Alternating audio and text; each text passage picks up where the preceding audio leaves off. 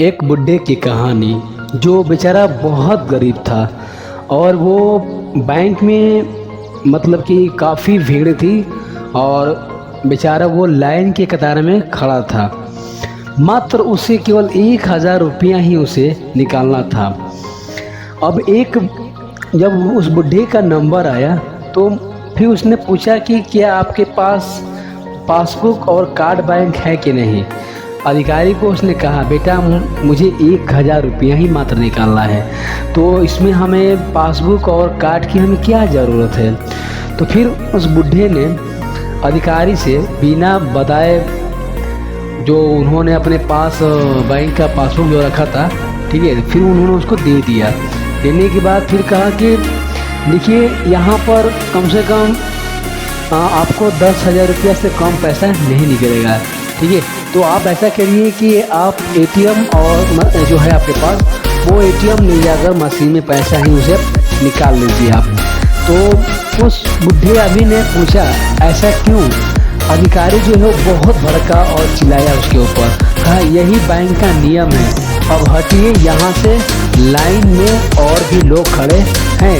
बेचारा बुढ़ा काफ़ी देर से लाइन में खड़ा था, एक गरीब व्यक्ति, और जो बैंक वाले हैं तो उनको मना कर दिए, बोले कि नहीं, ये यहाँ कम से कम 10,000 रुपया ही आपका निकाल पाएंगे आप, ठीक है। तो उन्होंने कहा कि मुझे बस 1,000 रुपया का ही ज़रूरत है।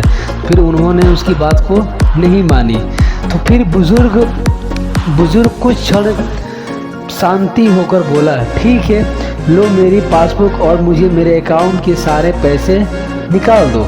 अधिकारी ने बुजुर्ग की तरफ गुस्सा भरी नज़र ने देखकर पासबुक ली, लेकिन अगले ही पल उसके चेहरे का वो गुस्सा गलीनी में तब्दील हो गया। कारण महिला का बैलेंस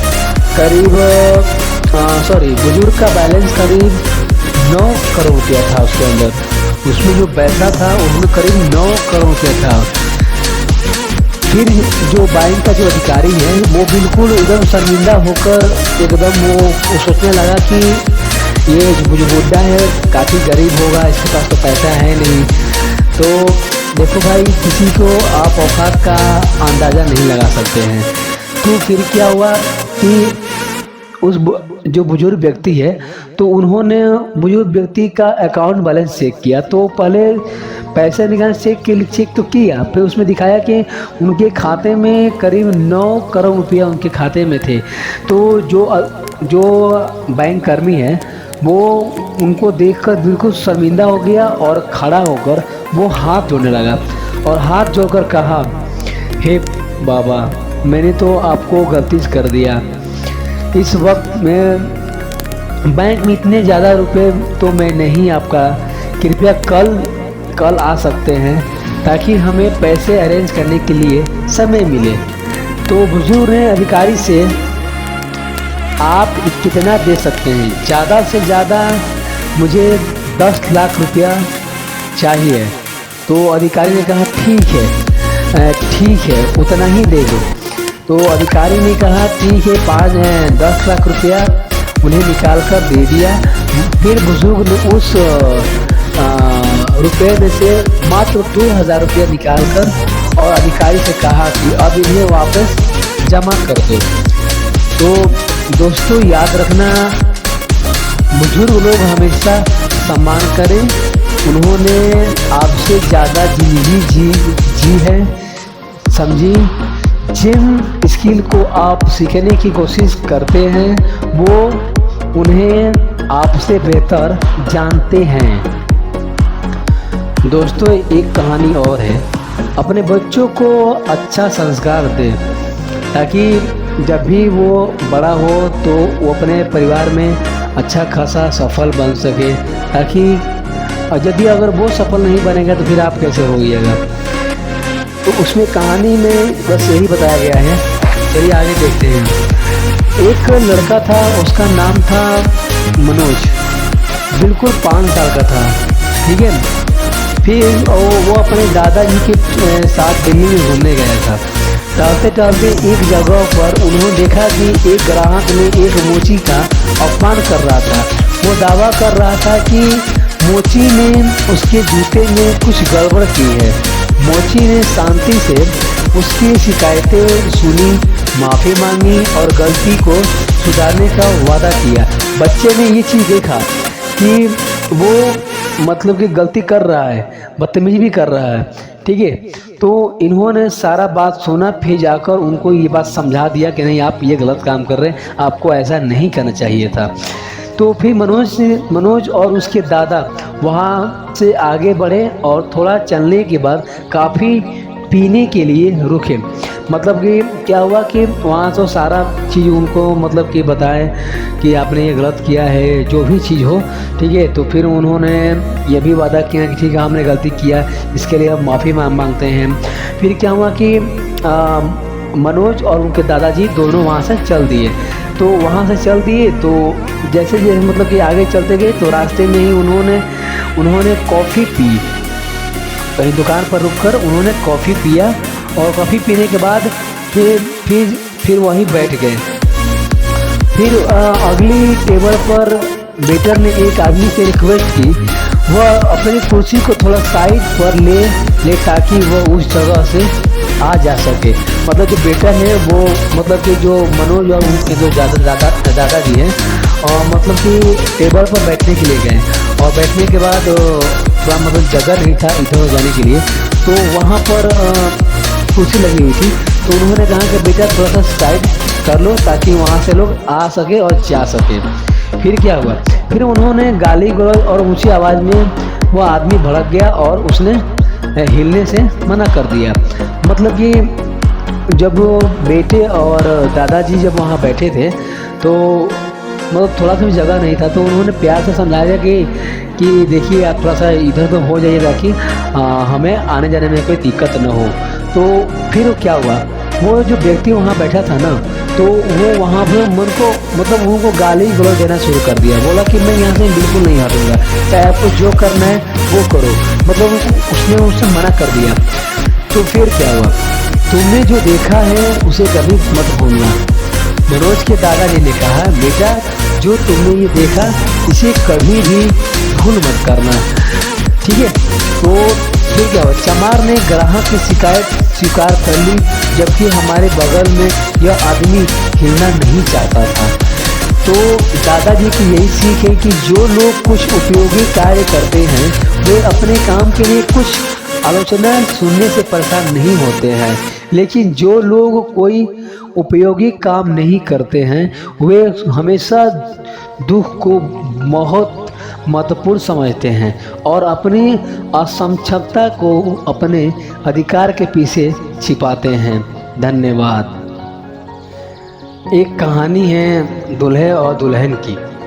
एक बार एक बड़े गांव में दूल्हे और मतलब कि कहानी बस इसमें यही बताया गया है कि दूल्हा वाकई में बिकता है, ठीक है। तो इस कहानी में ये चीज़ बताया गया है कि एक बार एक बड़े गांव में दूल्हे को बेचने वाला एक स्टोर खुला था, जहां पर कई महिलाएं आती थी जाती थी और मतलब अपने अपने मन पसंदीदा दूल्हे को तलाश करती थी।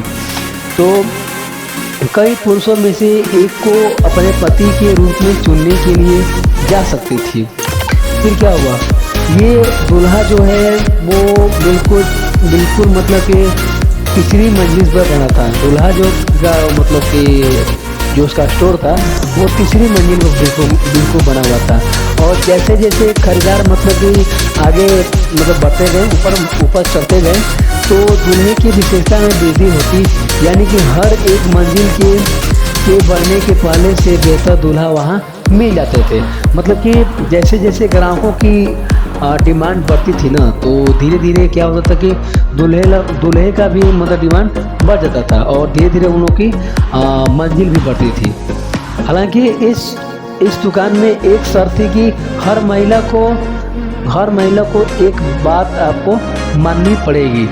शर्त ये था कि जब आप किसी मंजिल का दरवाज़ा खोलते हैं तो आप उस मंजिल से एक आदमी को चुन सकते हैं, लेकिन अगर आप एक मंजिल पर जाते हैं तो मतलब कि दीवार से मतलब रूम से बाहर निकलने के अलावा वापस नहीं जा सकते।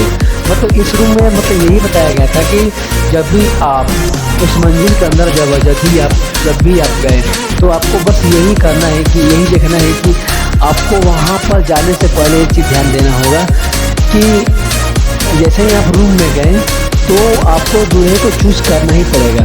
चूज़ करने के बाद बाहर निकलिएगा तो आप उसको बिल्कुल कंप्लीट करके बाहर निकलिएगा। तो फिर क्या हुआ, जैसे ही उन्होंने मतलब कि पहली मंजिल पर उन्होंने चढ़ा तो इन लोगों के पास नौकरी थी, क्योंकि ये जो दूल्हे थे ये नौकरी है, मतलब कि ये नौकरी करने वाला था। ठीक है, तो वो फिर क्या हुआ, उसने महिला को सेकंड दिया और पढ़ी खुद से, कहती थी ठीक है यह मेरे पिछले प्रेम से बेहतर है, लेकिन मुझे जानना है कि आगे क्या होगा। वो ऊपर जाती हैं। फिर क्या हुआ, फिर सेकेंड मंजिल पर गई और वहाँ पर दूल्हे को देखी कि मतलब कि ये कुछ अजीब सा लग रहा है। तो इनके पास नौकरी भी है और बच्चा भी है, मतलब बच्चे को प्यार भी करेंगे, मतलब ये सारे चीज़ मतलब इनके ऊपर लिखा हुआ था। लेकिन मुझे ये जानना है कि आगे क्या हो रहा है, चलिए और देखते हैं इसके ऊपर। फिर क्या हुआ, फिर उन्होंने और ऊपर गया और वह ऊपर जाकर उन्होंने दूल्हे को देखकर बोला कि चौथी मंजिल पर तो वो मतलब जो दूल्हे था वो पढ़ाई कर रहा था, वो बच्चे से भी अच्छा खासा प्रेम कर रहा था। मतलब बिल्कुल वो दूल्हे जो था बिल्कुल बेरोजगार था। ठीक है, तो लेडीज से देखी, उनको देख के फिर बोले नहीं मैं और आगे देख के आता हूँ कि आगे मेरा क्या है। तो मतलब कि 3 जगह ट्राई किया, तीनों जगह के बाद उन्होंने कहा कि बहुत खूब, बहुत भावना, लेकिन और बहुत कुछ होना चाहिए। और फिर से एक और मंजिल पर उन्होंने चढ़ा, लास्ट मंजिल पर चढ़ा। उसने जब चढ़ा तो फिर देखा कि इन लोगों के पास तो नौकरी भी है, बच्चा भी है, प्यार करने वाले, मुझे बहुत अच्छे दिखने वाले हैं, घर के काम में मदद करते हैं और काफ़ी अच्छा इनका स्वभाव है।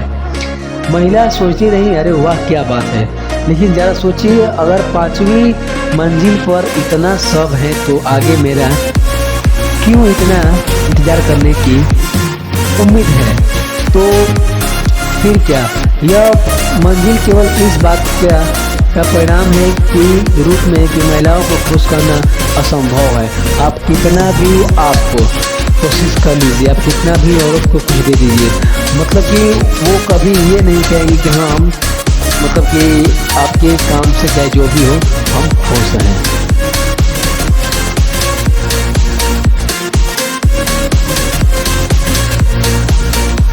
उसने सुना है कि सुमन ने मतलब कि सुसाइड कर ली है। इस बारे में रानी से जाना चाहा तो फिर क्या हुआ, हितला ने कहा रानी को पता तो नहीं है, क्योंकि इतना उसको पता है कि वो बचपन की सहेली थी। उसको किसी और से मतलब मालूम चला कि उन्होंने सुसाइड कर लिया।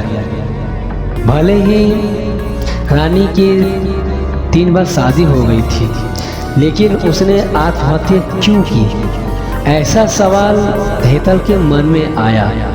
दरअसल वह अपनी प्यारी सहेली के आत्महत्या की खबर सुनकर उन्होंने अपना बहुत कुछ खोया, बहुत कुछ सपना था उसके प्रति। उसको ये नहीं मालूम था कि ये लड़की आत्महत्या कर देगी। मालूम कैसे हुआ, उसकी सहेलियां ने उसे बताया कि नहीं ऐसी घटना इनके साथ हो चुकी थी। एक क्षण के लिए रानी बिल्कुल चुप हो गई थी। जल्दी से उसके मुंह में शब्दों से एक कुछ शब्द नहीं निकल रहा था। उसने गहरी सांस ली और बोलना शुरू किया। मतलब उसकी बात को सुनकर वो इतना सदमे में आ गई थी कि वो कुछ बोल ही नहीं सकती थी। फिर क्या हुआ, शादी के 3 साल मतलब हो गया था। फिर एक मुकेश नाम का एक उसे शख्स मिला। वास्तव में उसकी बहुत अच्छी गृहस्थी चल रही थी। दोनों एक दूसरे से मतलब अच्छा खासा प्रेम कर रहे थे। जब भी यह दोनों साथ में बाहर जाते तो तभी कपल इनसे देखकर मतलब बिल्कुल जलते थे इनको देखकर। मुकेश और उसके परिवार के सभी सदस्य अच्छे स्वभाव के थे। जैसा उसने सपनों में सोचा था जोड़ीदार वैसा मिला, पार्टनर भी मिला। उसके घर की स्थिति मध्यम थी, मतलब ठीक ठाक था, कोई ज़्यादा हाई फाई भी नहीं था और न ज़्यादा लो भी था। मुकेश का एक छोटा सा मतलब व्यवसाय था, छोटा होटल था, ज़्यादा नहीं छोटा ही था। उसमें से मतलब कि होटल के जितने आमदनी आती थी वो सारा खर्च मतलब कि बांट देने के बाद जो भी पैसा मतलब बचता था वो क्या करता था कि जो भी पैसा मतलब बच जाता था उसी पैसे से अपना घर को बिल्कुल अच्छा से चलाता था। एक दिन वह होटल से घर बाइक पर आ रहा था। एक बड़ी कार से उसका किसी कारण से एक्सीडेंट हो गया और उसमें उसे काफ़ी चोटें लगी।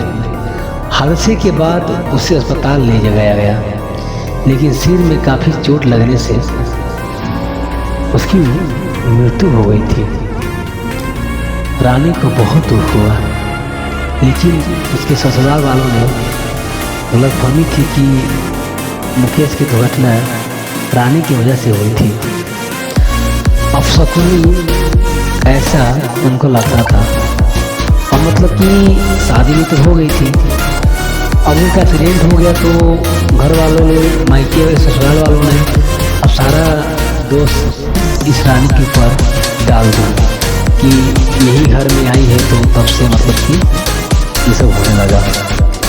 उनमें से कोई भी उसे समझ नहीं पाया। मुकेश के जाने के बाद कुछ दिनों के भीतर ही जो लड़की है रानी, उसको घर से निकाल दिया गया। उसे घर से बाहर निकालने के बाद वह मायके गई और कुछ दिन मायके में रही, लेकिन आसपास पड़ोसियों में भी चर्चा हो गई तो उसके माता पिता फिर उसके लिए रिश्ता ढूंढने लगे। वह बाहर निकलती तो लोग हमेशा उसे ताना मारते थे। मतलब लोग भी अजब हैं, जब कोई भी घटना जब खुद को होती है तब लोग के समझ में आती है कि नहीं कितना दुख है। और आज उसके साथ ऐसा हुआ है, लोग उसको ताना मार रहे हैं। बताइए उस बेचारी क्या गलती है। कोई भी औरत चाहती है कि हमारे पति मर जाए, ये सब कोई नहीं चाहता, लेकिन उस बेचारी को लोग ताना मारते थे। क्या करेगा, लोग मूर्ख हैं, अपनी बात नहीं समझ पाते हैं। तो फिर क्या हुआ, वो लड़की बहुत परेशान थी। जैसे तैसे माँ बाप ने उसके जल्दी उसकी शादी करवा दी।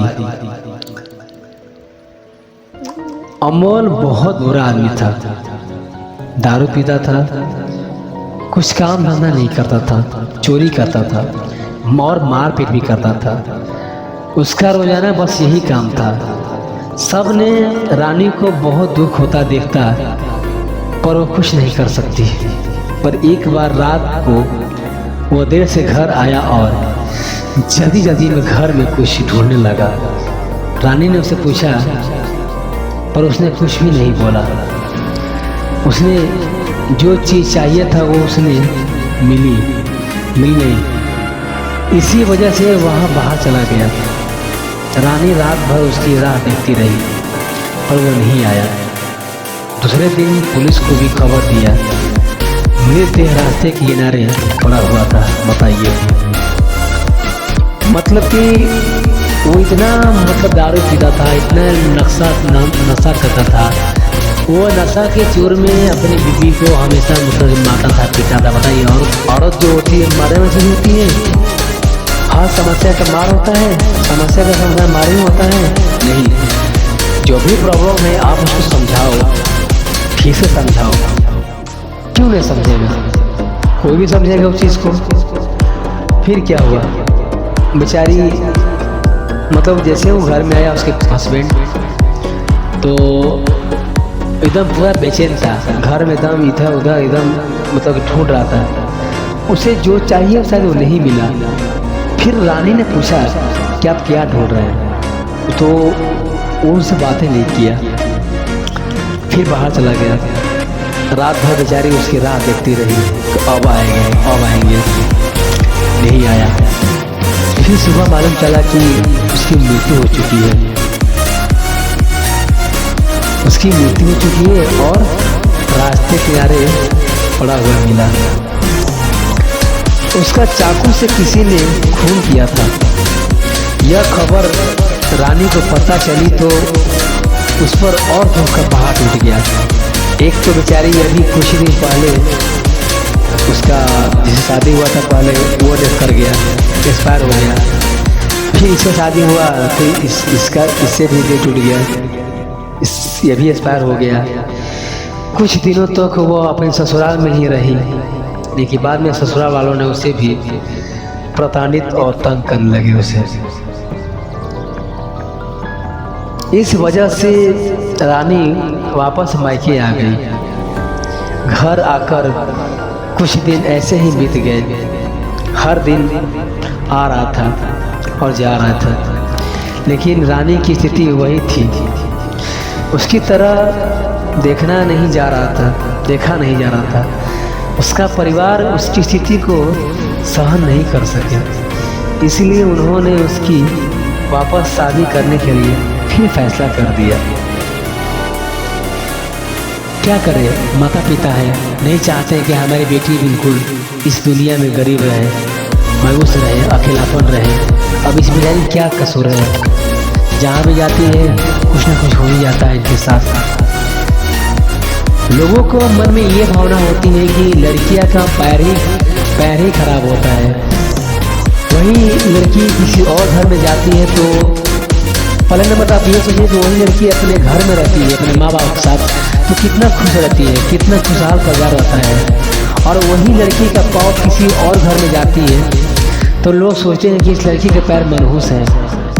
ऐसा सोचना बिल्कुल पाप है, ऐसा हो ही नहीं सकता। ये सारी गलत विचार ये हमारे अंदर है। बस आप एक चीज़ पर गौर करिए, सावधानी हटी दुर्घटना घटी। आप अपने को सावधान नहीं रहोगे तो दुर्घटना होना ही होना है, इससे आप बच नहीं सकते आप। इसलिए अपनी भलाई किसी और के ऊपर न टालें, क्योंकि हर सबका जीवन होता है, सबका जीने का हक होता है। आप किसी को ऐसे न प्रताड़ित करें, न किसी को ऐसे परेशान करें। उस लड़की का क्या कसूर है? सिर्फ कसूर यही है कि उस लड़की का शादी हुआ और जिससे भी शादी होता है वो साथ नहीं होता उसके साथ। ऐसा नहीं होना चाहिए। मनहूस एक ऐसा शब्द है जो भी सुनता है इस चीज़ को बिल्कुल दुख हो जाता है। लड़कियां बहुत कुछ सह सकती हैं पर बहुत कुछ बता नहीं सकती हैं, इसीलिए लड़कियां को इज्जत करो, सम्मान दो। ओके। इस दुनिया में आप दो चीज किसी को नहीं समझा सकते, एक खुद का फैसला और बीवी की बातों को। कहानी है एक झगड़ालू औरत। मतलब कि इसमें बात यह है कि इन लोगों को कितना भी आप समझाओ, कितना भी इन लोगों को मतलब कि आप चाहोगे कि इनको हम चेंज कर दें, ये चेंज होना नहीं है। इन लोगों का वही मतलब कि ये तरीका है। वह चाहती थी कि इस परिस्थिति को किसी तरह सुधारा जाए। उसे यह तो पता था कि लोगों को उससे दूर रहने का कारण एक ही था कि वह झगड़ालू थी। देखिए, झगड़ा किसी को पसंद नहीं है। सब लोग चाहते हैं कि सुख शांति से रहें। ये कुछ औरत ऐसी होती है कि उनको झगड़ा ही से मतलब कि उनकी जो दिन की शुरुआत होती है झगड़ा से होती है और दिन की एंडिंग भी झगड़ा से ही होती है। तो एक दिन शांति के दरवाजे पर एक फकीर मतलब एक मतलब भिखारी भीख मांगने आया था।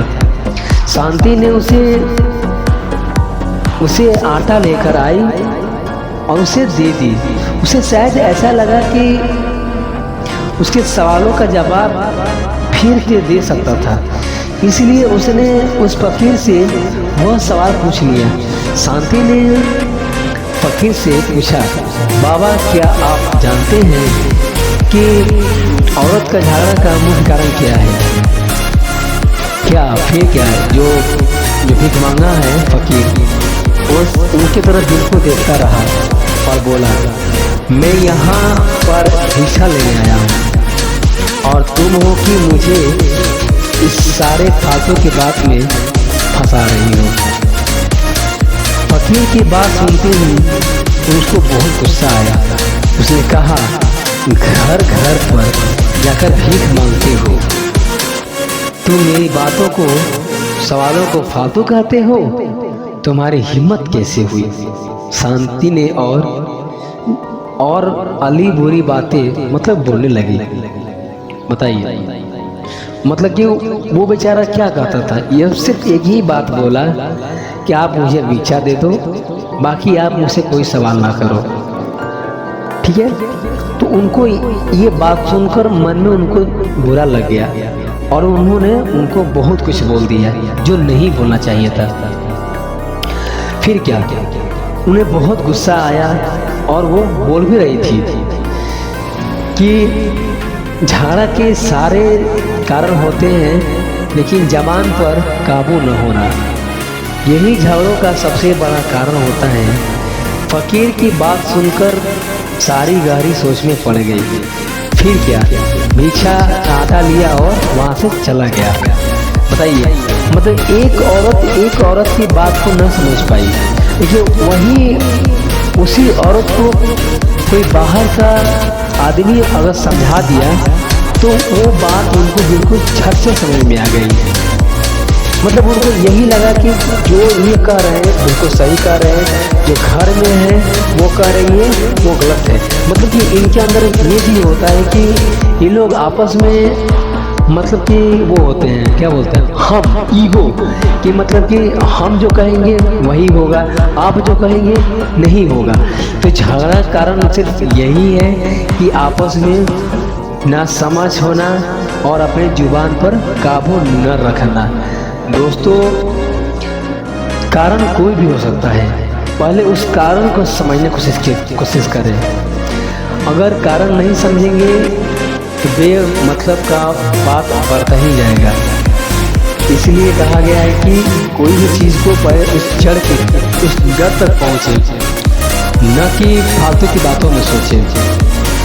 फिर क्या हुआ, एक दिन दरवाजे पर मांगने आया कि वो क्या किया, वो आटा लेकर फिर आप वापस चली गई।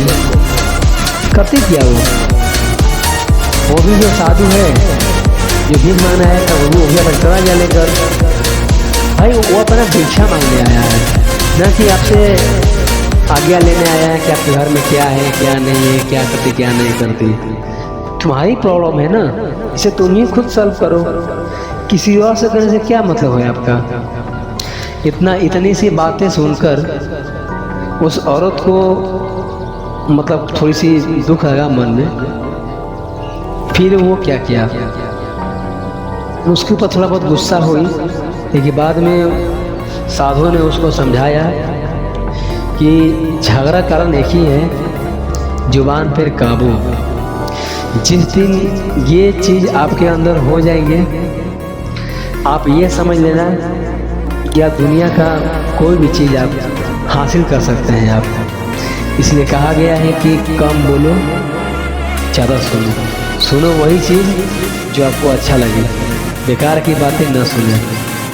ओके चलिए, और ज़्यादातर कोशिश करेगी झगड़ा क्या है यार, झगड़ा से क्या आप कभी आगे बढ़ पाएंगे लाइफ में, अपना कोई भी चीज़ ग्रो नहीं कर पाएंगे आप। नुकसान आप ही का है, ना कि किसी और का नुकसान है।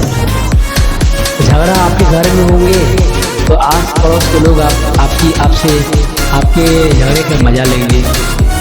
तो क्यों ना हम इन चीज़ को नज़रअंदाज करते हुए एक दूसरे को गलती न ठहराते हुए माफ़ी मांगकर बात को आगे बढ़ाओ।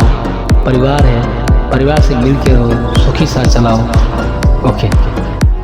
पर सुनील को मतलब बीता हुआ बात उनको याद आता था। सुनील की शादी होने के बाद उसे पहली बेटी हुई थी। उस वक्त उसे बहुत गुस्सा आया था कि पत्नी के मना करने के बाद भी उसने उसको नहीं अपनाया, फिर जाकर वहाँ छोड़ आया। पर अब पछतावा करने से क्या है, अब रास्ता छोड़ना उसको मिलता है। सुनील को रात भर नींद नहीं आई। दूसरे दिन आश्रम में एक छोटा सा प्रोग्राम था। हर एक जन जल्दी उठता और अपने काम में लग जाते थे। दोपहर सब लोग हॉल में एकत्रित हुए। सेठ और रानी भी आए। वहाँ पर मतलब कि प्रोग्राम चालू हो गया। सेठ का ध्यान 2-3 बार मतलब कि जो बुढ़ा था सुनील नाम के, उनकी तरफ गया। उनको बहुत उदास बैठा देखा। सेठ को लगता था कि शायद ये इसकी तबीयत सही नहीं होगी।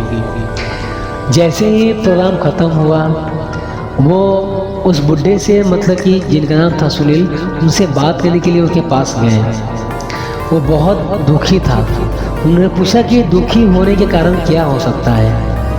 तभी सुनील बहुत रोने लगा और थोड़ी देर बाद वो अपनी पूरी कहानी उनको बताता कि मुझे पहले बेटी हुई थी, पर मैं उस बेटी को नहीं चाहता था, इसलिए मैं गुस्सा में हूँ। आखिर मुझे छोड़ गया। जब मैं आपको अपनी बेटी को देखता हूँ तो मुझे अपना समय याद आता है। कितना प्यार करते हैं आप अपनी बेटी से। काश ये बात मेरे साथ भी होता तो आज मुझे इस आश्रम में नहीं आना पड़ता। मेरे 2 बेटे हैं जिन्होंने मुझे दुख के सिवा कुछ नहीं दिया। मैंने क्या नहीं किया, मैं बहुत पापी हूँ आज, जिसका मुझे पछतावा हो रहा है। सुनील की सारी बातें सेठ जी ने मन ही मन बहुत दुखी हुआ।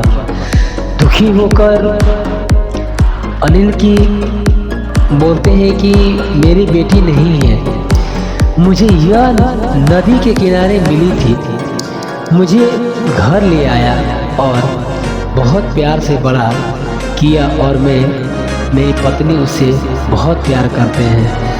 हम दोनों से भी उतना ही प्यार करती हैं हमारी बेटियाँ।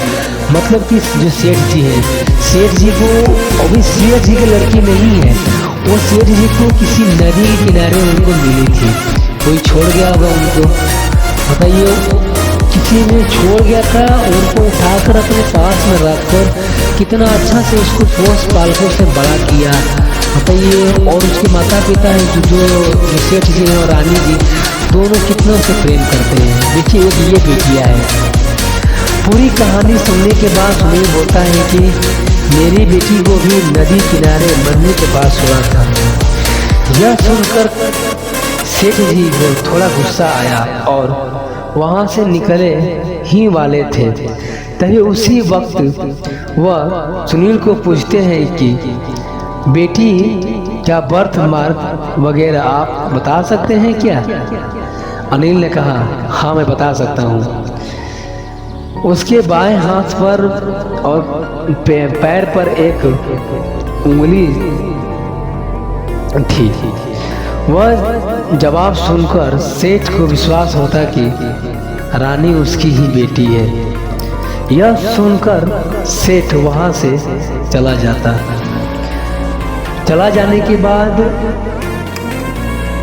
रानी वहां पहुंचती और सुनील को बोलती है कि मैंने आप दोनों की पूरी बात सुन ली है। आपने मेरे बारे में जो भी कहा सुना, मैं उनसे बहुत दुखी हूँ।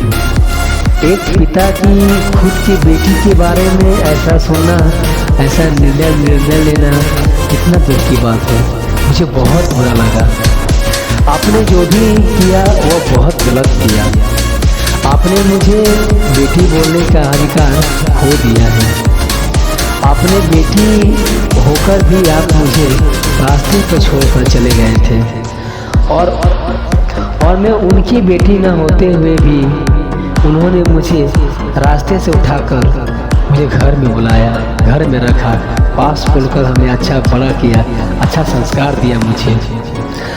आश्रम में रह सकते हैं, पर आज मैं आपके सामने जो बोला वो फिर कभी आपके सामने मत बोलिएगा, क्योंकि आज तक मैंने उनको इतना दुखी नहीं देखा जितना मैं आज देखा हूँ।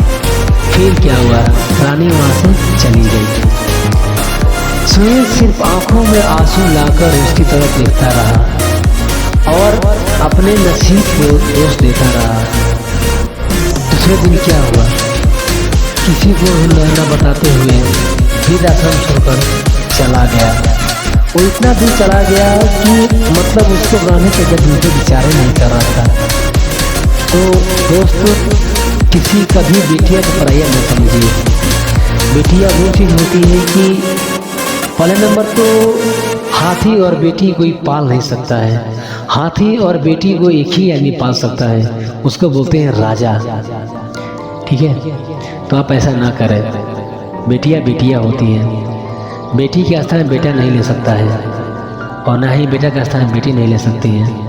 लेकिन बेटियां जो होती हैं दोनों तरफ देखती हैं, ससुराल को भी देखती हैं और अपने मायका को का भी देखती हैं। तो इसीलिए अपने बेटी को कभी भी पराया ना समझे। शादी हो गई तो क्या हुआ, सिर्फ ये तो दुनिया का कल्चर है कि शादी होना ही पड़ेगा। समय के साथ सब कुछ बदलना बहुत ज़रूरी है। धन्यवाद। टेलीफोन बूथ की लाइन में एक लड़का लगा हुआ था। मतलब कि इस कहानी में हम लोग ये देखेंगे कि चाहे सुनेंगे कि कैसे अपने ज़िंदगी को आगे की तरफ ले जाना है। कितना मुश्किल होता है अपनी ज़िंदगी को पार करना। बहुत सारे मुसीबत आती हैं और जाती हैं। थोड़ी देर इंतज़ार करने के बाद उसका नंबर आया। उस लड़के ने बूथ के अंदर गया और अपना नंबर डायल किया। उसने किसी महिला को फ़ोन लगाया था। जैसे ही महिला ने फ़ोन उठाया और लड़का बोला, गुड मॉर्निंग मैम, मेरा नाम मुकेश है। मैम, गुड मॉर्निंग का काम करता हूँ। मुझे पता है क्या आपके पास एक बहुत बड़ा और छोटा सा गार्डन है। आप चाहोगे तो उसको साफ सुथरा और सुंदर भी कर सकते हैं। मतलब ये आपके ऊपर है कि आप इसको कैसे रख सकते हैं, कैसे इसको चला सकते हैं, ये आपके ऊपर डिपेंड करता है। मैं आपका काम बिल्कुल अच्छा से करता हूँ और काफ़ी अच्छा लगता है मुझे आपके काम करने में। दूसरी तरफ से लड़की की बात सुनने के बाद महिला ने कहा, मैं तुम्हें ज़रूर काम पर रख लेती अगर मेरे पास पहले से कोई काम नहीं करता तो। वो बिल्कुल गरीब था लड़का और वो काम करने में बिल्कुल मेहनती था। मतलब काम करने में बिल्कुल पीछे नहीं आता था। लेकिन क्या करे, मजबूरी था उसको काम करना, पेट क्या ना करवाता। तो फिर क्या हुआ कि जो लड़का है वो काम के लिए वहाँ पर गया था। उसे काम बहुत अच्छा लगा। तो जो मतलब वहाँ की मालकिन थी, उस बच्चे को एक बार काम के लिए ट्राई दिया था कि ये लड़का कैसा काम करता है। लड़का कहता है कि मैडम, अगर ऐसी बात है तो आप मुझे कम पैसा देना, पर मैं काम करने के लिए बिल्कुल तैयार हूँ। आप मुझे उसकी जगह रख लीजिए। औरत ने उसे इसलिए भी मना कर दी कि नहीं, हम नहीं रख सकते। क्यों? क्योंकि किसी के पेट पर लात मारना हमारा ये काम नहीं है। लड़का वहीं रुकता और फिर अपनी एक कोशिश फिर करता था। मैम, मैं गार्डन के साथ आपके घर का भी सफाई करूँगा। मतलब कि जो बगीचा है उसको भी साफ सुथरा रखूँगा और जो आपका घर का भी सफाई करूँगा। प्लीज़ मुझे आप मत निकालिए, आप मुझे रख लीजिए। लड़का बहुत चिढ़ाया, बहुत चिढ़ाया। उस महिला जो है कोई बातों को उसका असर नहीं हुआ, उसकी कोई बातें नहीं थी, उसे कुछ सुनी। मेरे यहाँ काम करने वाले लड़के को बिल्कुल निकाल लूँगा, क्योंकि वह अपने काम में बहुत ही ज़्यादा अच्छा है। इतना कहकर वह महिला फ़ोन काट देती। बुश के बाहर लाइन में खड़े लोगों में से सबसे आगे वाला आदमी इस लड़के की बात फ़ोन पर सुन ली। जैसे ही लड़के का फ़ोन पर बात सुनकर आया, उस आदमी ने लड़के को रोका और उसने कहा, मुझे लगता है तुम अपने काम के प्रति काफ़ी अच्छा हो और काफ़ी वफादारी भी निभाओगे। मुझे बहुत ज़्यादा पनिशमेंट भी थी। अगर तुम चाहो तो मेरे लिए कि माँ बाप जीवन में कितने मूल्यवान होते हैं, उनके रहते हुए ही उनकी सेवा करो, उनसे प्यार करो। वह चले जाएंगे तो कुछ नहीं कर पाओगे। इसलिए माँ बाप की कदर करें, सेवा करें, क्योंकि दुनिया में माँ बाप से बढ़कर कोई और जन्नत नहीं है। आप लाख तीर्थ ध्यान जगह जहाँ भी घूम लो, लेकिन जो चरण माँ और पिताजी के हैं वो कहीं नहीं मिलेगा आपको सुकून। इसलिए अपने माँ बाप को कभी नहीं छोड़े, न कभी उनको दुख या तकलीफ दे। धन्यवाद। कन्यादान, एक बेटी की कहानी। संतोष राम जी के दो बेटे थे। एक का नाम था मनोज और एक का नाम था मुकेश। मनोज बिल्कुल बड़ा और था और राकेश बिल्कुल छोटा था। दोनों ही पढ़ाई में बहुत होशियार थे। मनोज और सरोज की माँ तो बिल्कुल नहीं थी, लेकिन मनोज बिल्कुल चिंतित में था कि हमारे बेटी का शादी कैसे होगा, और शादी भी होगा तो कैसे हमारी बेटी को हम उसके बगैर रह पाएंगे। उन्होंने अपने बेटी को जन्म दिया और उसे पाल पोस के उसको बड़ा किया, शिक्षा भी उसको करवाई, अच्छा खासा उसको पढ़ा लिखा कर अच्छा खासा उनका रिश्ता भी खोजा उन्होंने। ठीक है। एक दिन उसके करीब रिश्तेदार का कोई सुनील नाम का उससे शादी के हाथ मांगने उसके बेटी के लिए आया। सुनील को भी उसकी बेटी पसंद आई। वह देखने में अच्छा था और एक अच्छी कंपनी में वो जॉब करता था। सुनील के परिवार काफ़ी अच्छा थे और जो उसकी लड़की है उसको भी पसंद आई। फिर इन सब के बाद शादी की तारीख तय हो गई और सुनील के भैया और मनोज की दोनों की शादी बिल्कुल तैयारियां शुरू हो गई, क्योंकि शादी नज़दीक थी, सारी तैयारियां हो गई थी। शादी का दिन भी आया। रूही का हाथ पकड़कर मंडप में ले गया। मतलब कि शादी का दिन तो बिल्कुल तय भी हो गया और अच्छा खासा परिवार भी थे उनके। और आगे की जो कहानी हमारी है उनसे बहुत अच्छी सीख मिलने वाली है कि जो भी रोही थी वो बहुत अच्छा गुड़िया थी। उसका नाक, आँख, गोरा रंग, लंबी चोटी रोही देखने में काफ़ी सुंदर थी। सुनील मतलब कि उसको मंडप में ले गया। मंडप में ले जाकर जब कन्यादान के लिए उसने अपने हाथ को आगे बढ़ाया और कहा, उसका हाथ कांपने लगा। जो सुनील है जिन्होंने शादी करने के लिए मंडप में ले गया था उस लड़की को, तो फिर क्या हुआ कि कन्यादान के टाइम में उन्होंने जैसे ही अपना हाथ आगे बढ़ाया उसका हाथ बिल्कुल कांपने लगा, जिससे पिता ने इस हाथ को पकड़ रखा था, दुनिया में चलना उन्हें सिखाया, आज उसका हाथ किसी और पुरुष के हाथ में देने जा रहे थे। अपने उस बेटी के बिना आपका बाकी का जीवन बिताना, ये भी विचार है उनके लिए कष्टदायक था। पिता ने उस हाथ पकड़ा लिया था, होने वाले पति के नीचे उसके हाथ थे और कन्यादान का रस्म शुरू हुआ।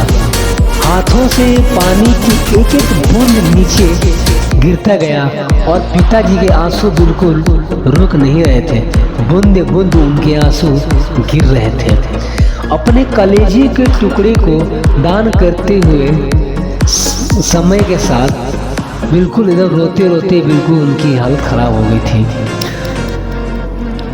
कन्यादान की रस्म पूरी तरह मतलब हो गई थी, तो अंत में पंडित जी ने बताया कि अब ये बेटी आपकी नहीं रही, अब ये बेटी इनकी हो गई और अब इनको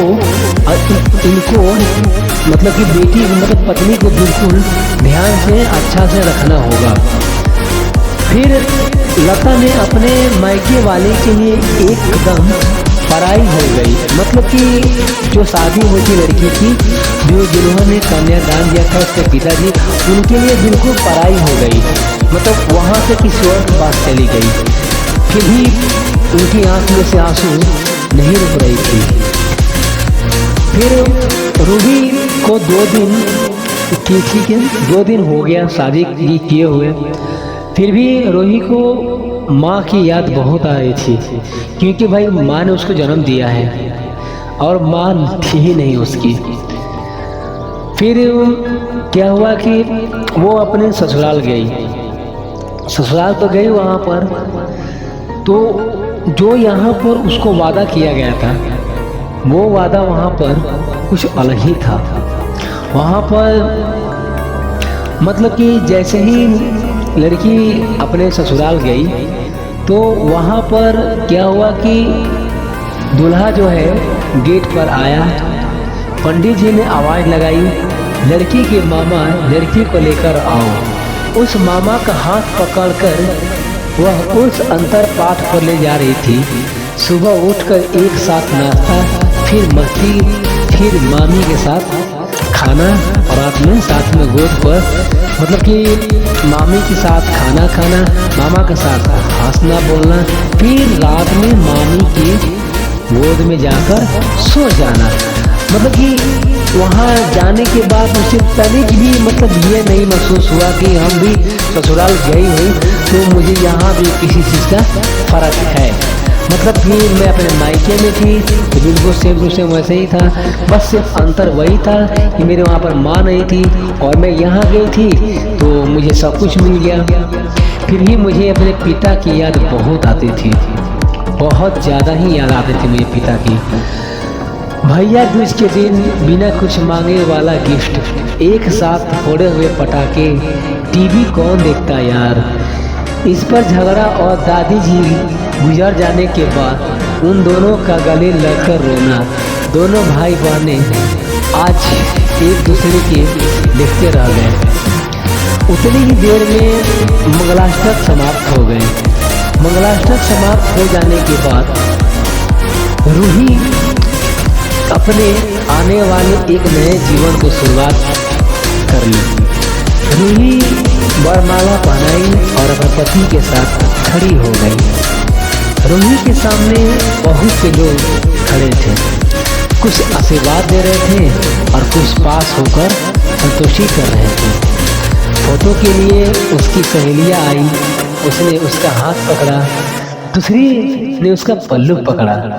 मतलब कि पति के सामने वो खड़ी थी, दोनों खूब अच्छा से फोटो खिंचवाया। फिर उन्होंने अपने सहेली को भी बुलवाया और उसका पल्लू भी पकड़ा। मतलब कि बहुत इंजॉयमेंट किया इन्होंने। मतलब कि शादी होने के बाद इनको ये ना हुआ कि हाँ वो कहीं और भी गई है, उनको ऐसा लग रहा था कि जैसे वो अपने घर में ही थी। ठीक है, तो फिर अचानक मतलब कि सुनील ने चारों को एक साथ बोला कि चलो हम लोग एक साथ अपने फ्रेंड लोग हम लोग साथ में फ़ोटो लेते हैं। और वो क्या किए कि वो साइड में खड़े हो गए, ठीक है। वो चारों क्या करेंगे, हंसने लगे, खाने में एक तरफ बिल्कुल। आज ही मतलब नेहा माँ बाप के दूसरों के साथ बैठी थी, मतलब उनको ये नहीं लग रहा था कि हम किसी और के साथ बैठे हैं। वहाँ भी मेरे भाई थे और यहाँ भी मेरे भाई थे, ठीक है। तो फिर खाना खाने के बाद पंडित जी ने मतलब कि गौरी का त्योहार जो होता है पूजा पाठ करने वाला, ठीक है, तो सबको बुलाया और पूजा के लिए तैयारी शुरू हो गई। तो नेहा जिसकी शादी हो रही थी वहाँ पर मन में बिल्कुल पूजा की, ठीक है। माँ ने अपनी झोली भर दी और अनीता आंटी ने कहा कि आज पीछे मुड़ना न मत, क्योंकि नेहा अचानक चौंक गई। वह आगे बढ़ने लगी। इतने सालों से बच्चों की तरफ पाले हुए उस चाचा का बांध टूट गया। स्कूल से घर वापस आने में देर हो जाने पर अस्वस्थ होने वाले चाचा जी जन्मदिन पर 5 से 6 फ्रॉक उसके आगे लाकर रख देते थे। मैं नहीं आने वाली, आज हर घर में चाची के पास रहूंगी, कह रोने लगी। वह आज हमेशा के लिए दूर चली जाएगी। यह नेहा के दूसरे माँ बाप के रूप में चाचा चाची को भी यह बात सहन नहीं हो रही थी। उसकी पहचान अब रह चुकी थी। हाथों की वह हरी चूड़ियाँ, पाँव में बिछिया और गले मंगलसूत्र नए जीवन की राह दिख रहे थे। सास का हाथ पकड़कर रूही उस फूल से सजी गाड़ी में दीपक के साथ बैठी थी। उस गाड़ी में खुशी थी और उस गाड़ी के बाहर खड़े थे सभी लोग, आंखों से आंसू ले रहे थे और नेहा जा रही थी, मतलब वो विदा हो रही थी अपने ससुराल की तरफ। तो रूही बोली, पापा आती हूँ मैं। बहुत मुश्किल होता है अपना कलेजा, अपना दिल अपने ही हाथों से बाहर निकालकर पराए हाथों में सौंपना, और वह अपने कलेजे को, अपने दिल को खुद के दिल से लगाकर रखिएगा। फिर भी हर माता पिता इस मुश्किल कामना सपना देखते हैं कि लड़की का जन्म बाप से ही क्यों न होता।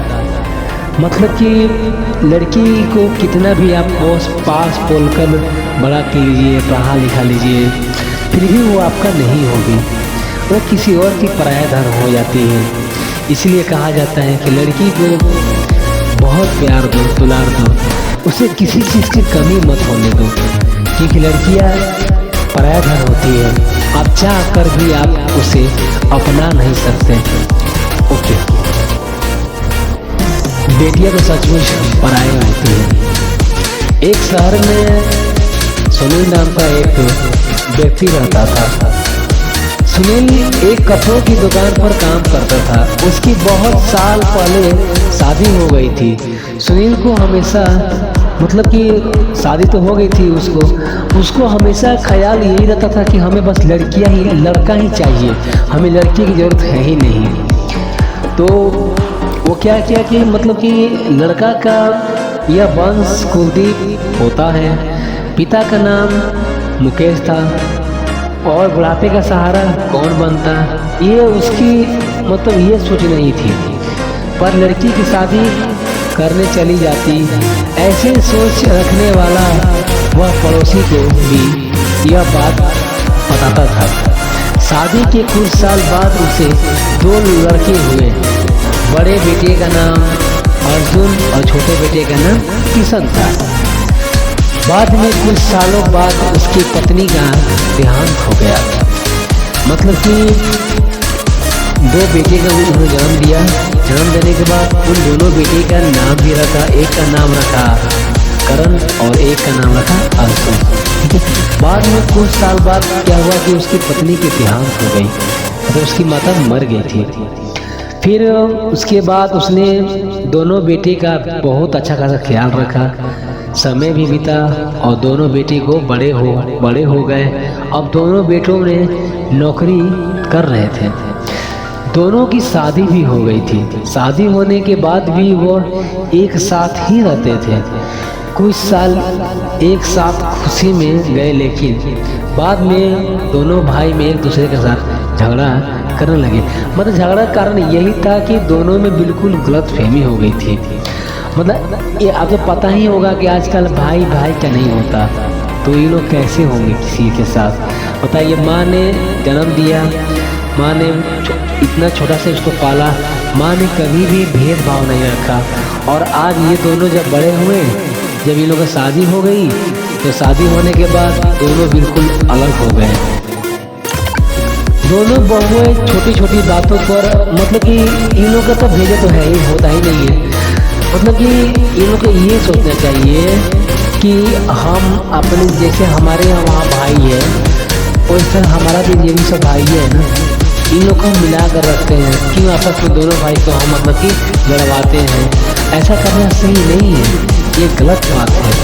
तो अनिल को बहुत बुरा लगता था और दोनों ने अलग रहने का निर्णय ले लिया। वह अलग हो गए। फिर पिताजी का ख्याल कौन रख सकता है भाई? मान लो दोनों जब अलग हो गया तो फिर बाबूजी का ख्याल कौन रखेगा? तो ऐसा सवाल सामने आया। दोनों ने क्या किया कि आपस में तय किया कि नहीं, एक काम करते हैं हम लोग कि जब हम लोग अलग हो गए हैं तो दोनों आदमी 1 महीना आप देखिएगा तो 1 महीना हम संभालेंगे, ठीक है। तो एक बेटे ने एक साथ महीने के लिए रहने के लिए कहा, फिर दूसरे बेटे ने के पास 1 महीने रखने के लिए कहा। फिर क्या हुआ, उसका भी बंटवारा हो गया। जैसे जैसे समय बीतता गया वैसे वैसे बहुओं बेटों में सुनील को लेकर झगड़ा होने लगा।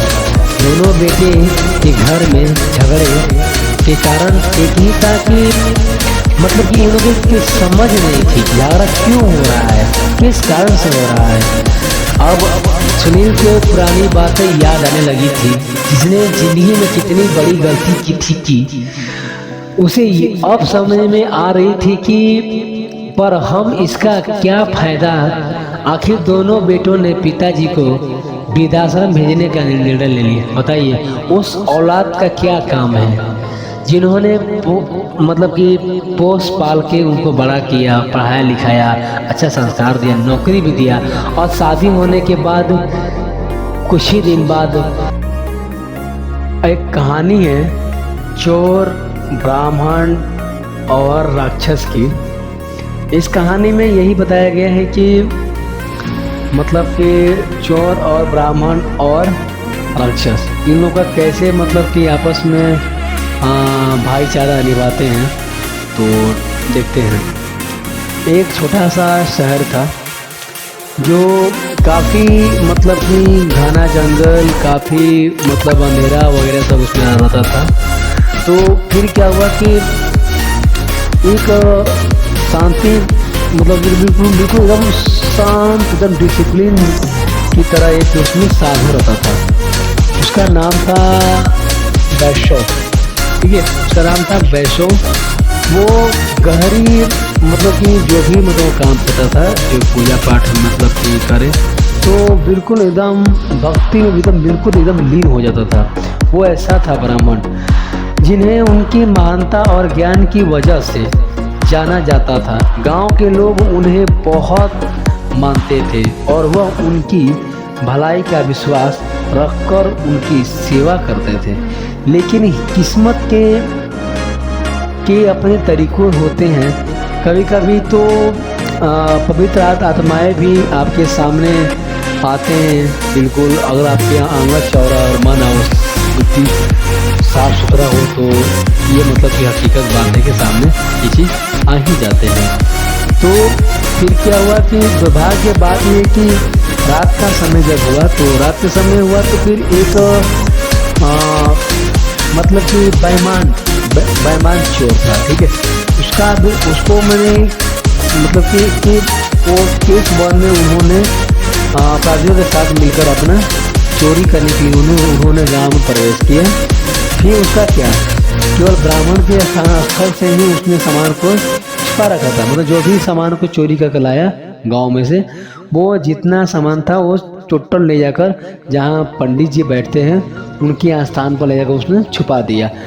फिर क्या, जैसे जैसे मतलब कि रात बढ़ती गई तो धीरे धीरे क्या हुआ कि जो चोर था, ठीक है, तो वो उसको ये चीज़ लगा कि अब हम तो मतलब कि जो भी सामान चुराए हैं तो मेरा सामान बिल्कुल सुरक्षित होगा, चलो एक बार सब अपने सामान को एक बार देख ही लेते हैं। तो जो पंडित जी हैं वो बिल्कुल एकदम पेड़ के नीचे एकदम गहरी नींद में अपना गहरी नींद की नींद, ऐसा नींद नहीं, गहरी बिल्कुल अपने तपस्या में बिल्कुल लीन थे, बिल्कुल ही लीन थे।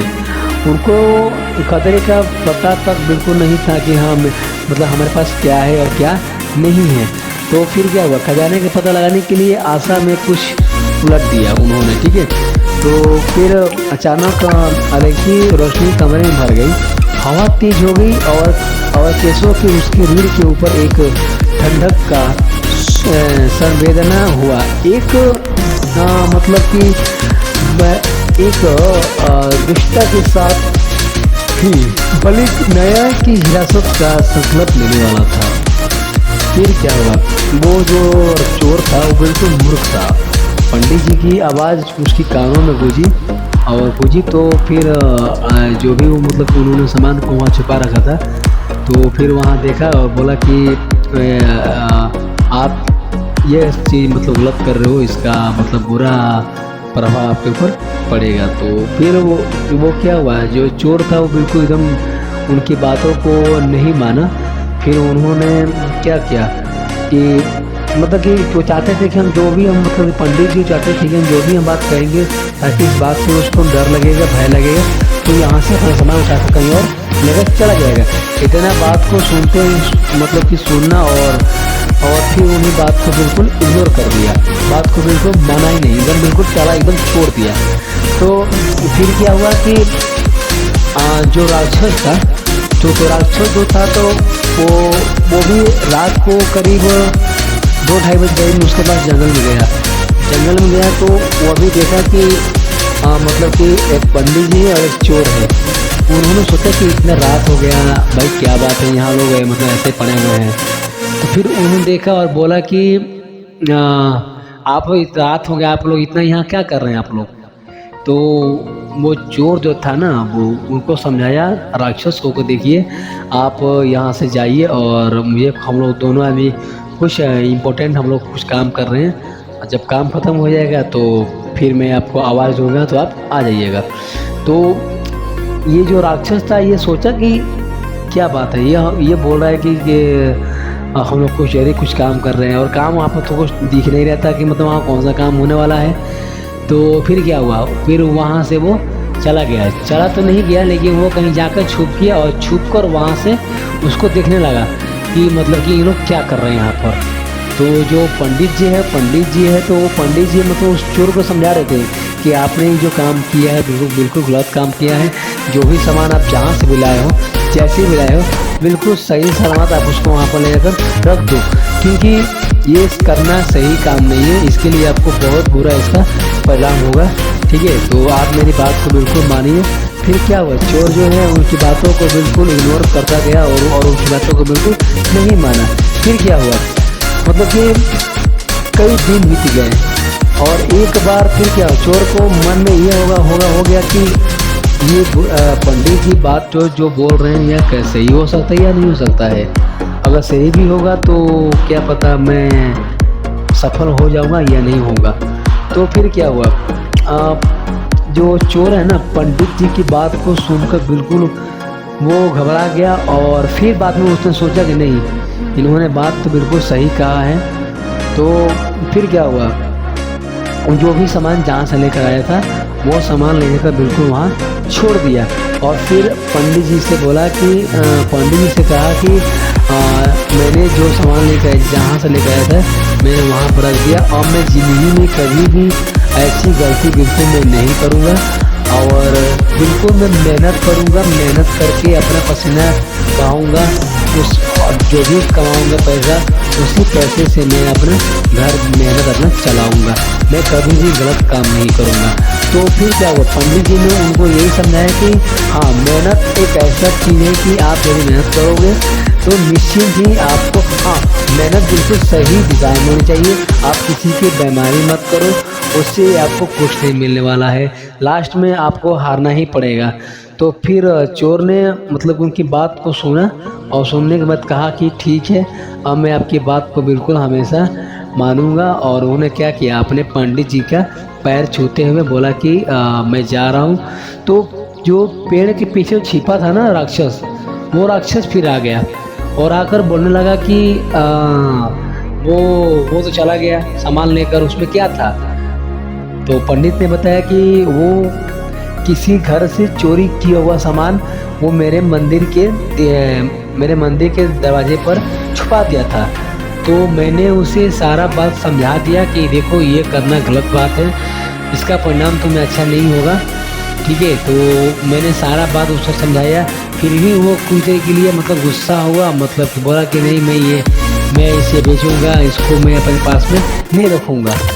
इतना करने के बाद फिर ये जो राक्षस था वो बोला कि वो अगर यदि नहीं करता तो मैं ही आ जाता आपके पास, आप मुझे वो सामान दे दिया होते। तो पंडित जी ने ये बताया कि देखो, एक तो उसने चोरी किया, चोरी करने के बाद फिर मंदिर में लेकर रख दिया, मंदिर रखने के बाद फिर उसमें तुम बोल रहे हो कि वो सामान मुझे क्यों नहीं दे दिया। तो ये बताओ आप मुझे कि आप लोग चाहते हैं कि बगैर मेहनत किए हुए हमें सब कुछ मिल जाए, ऐसा होना सही नहीं है। ये आपके लिए बहुत मतलब कि क्या बोलते हैं, बिल्कुल गलत बात है, बिल्कुल पाप लगेगा, ऐसा करना सही नहीं है। तो राक्षस ने कहा कि हैं ये पाप और ऐसा कुछ नहीं होता है, मैं इन सबको नहीं मानता हूँ। तो पंडित ने यही बात कहा कि देखो बेटा, मेरा काम है कहना और तुम्हारा काम है करना, ठीक है। मैंने ये बात भी उसको समझाया था कि देखो बेटा, ये सब तो जहाँ सामान लेकर आए हो बिल्कुल वो सामान उसके पास गया था, छोड़ दो। तो वो भी बिल्कुल ऐसा ही कहा था, मेरी बात बिल्कुल नहीं माना। तो ये इतना सारा बोलने के बाद फिर वो भी बोला कि राक्षस बोला नहीं, अब मैं भी आपकी बिल्कुल बात को मानूंगा और कभी भी मैं आप बात को बिल्कुल नहीं टालूंगा, आप जैसा कहेंगे मैं वैसा करूंगा, मैं भी बिल्कुल मेहनत करूंगा और अच्छा से खूब पैसा कमाऊंगा, अपने परिवार को अच्छा खासा पालूंगा। चोरी करना और ये किसी से छीन कर खाना ये वाकई में सही बात नहीं है। तो इतना सारा बात करने के बाद पंडित जी ने कहा कि चलो इतना तो आपने किया, मेरी बात तो बिल्कुल आपने मान गया। मानने के बाद फिर क्या हुआ, जो चोर था ना उसने ये समझा कि मतलब कि हम तो बात समझा दिया इनको, क्या पता ये मेरी बात को फिर दोबारा मानेगा या नहीं मानेगा। तो फिर क्या हुआ कि मतलब कि उसके दिल में बिल्कुल एकदम अंधेरा छा गया। जो चोर है ना, चोर नहीं, जो राक्षस है, उसके दिल में बिल्कुल अंधेरा सा छा गया कि पंडित जी का यदि हम बात बिल्कुल नहीं मानेंगे तो शायद ये हमें मतलब ये पंडित जी तो बात सही कर रहे हैं कि इनको बात मानना चाहिए, ठीक है, अपने से बड़े आदमी हैं भाई, कुछ कर देंगे या किसी से कर देंगे। तो मैं इनकी बातों को बिल्कुल मानकर कभी भी मैं इनको मना नहीं किया। इतना सारा करने के बाद फिर पंडित जी का पैर पकड़ा और बोला कि पंडित जी आपने जो बात हमें बताया बिल्कुल सही बताया, फिर दोबारा मैं ऐसा कदम नहीं उठाऊंगा और मैं खूब मेहनत करूंगा, खूब गलत काम बिल्कुल नहीं करूंगा। हाँ, मुझे अब ये एहसास हो गया कि हराम का कमाई कभी रास नहीं आता। मेहनत करोगे तो आप सुखी से रहोगे, परिवार के साथ भी अच्छा से आप मिल बात कर रहोगे। सालों बीत गए और एक बार जो चोर का राक्षस था, इन लोग दोनों अपना अपना दयालुता दिखाते गए और पंडित जी से हाथ पकड़कर कान पकड़कर माफ़ी मांगी। और पंडित जी क्या किया कि इन्होंने इन दोनों को माफ़ भी किया और माफ़ करने के बाद फिर अपने अपने काम में लग गए। और जैसे जैसे मतलब कि टाइम बीतता गया, सुबह भी हो गया। सुबह होने के बाद मतलब कि जहाँ से उन्होंने सामान उठाया था चोर ने, तो कुछ गांव वालों को शक हुआ कि यहाँ से कुछ गायब हुआ था। फिर क्या हुआ कि गांव वालों ने फिर पंडित जी के पास गए, तो पंडित जी मिल गए, पंडित जी के पास गए तो सारा बात उन्होंने कहा पंडित जी से। तो पंडित जी ने बताया कि देखिए ये तो बात बिल्कुल सही है, मेरे पास भी इन लोग आए थे, जो आपका सामान चोरी हुआ है वो सामान मेरे ही मंदिर में बिल्कुल रखा हुआ था। तो फिर मैंने क्या हुआ कि चोर को और राक्षस को मैंने समझा दिया, फिर भी वो दोनों मेरी बात बिल्कुल नहीं मान रहे थे। तो गांव के लोग उन्होंने कहा कि कि जब आपको पता था कि यहाँ पर सामान चोरी का रखा हुआ है तो आपने हल्ला क्यों नहीं किया?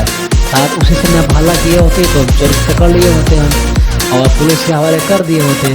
तो इन्होंने कहा कि जब वो लोग हमारी बात से ही बिल्कुल मान गए और मानने के बाद आपका जो सामान है बिल्कुल जहाँ जहाँ था पहले वहीं पर रख दिए, तब इससे बड़ा क्या हो सकता है। वो दोनों बिल्कुल माफ़ी मांगा और मैंने उनको बोल दिया कि नहीं जाइए और जहाँ सा सामान आप लाए हैं वहाँ पर बिल्कुल रख दिए।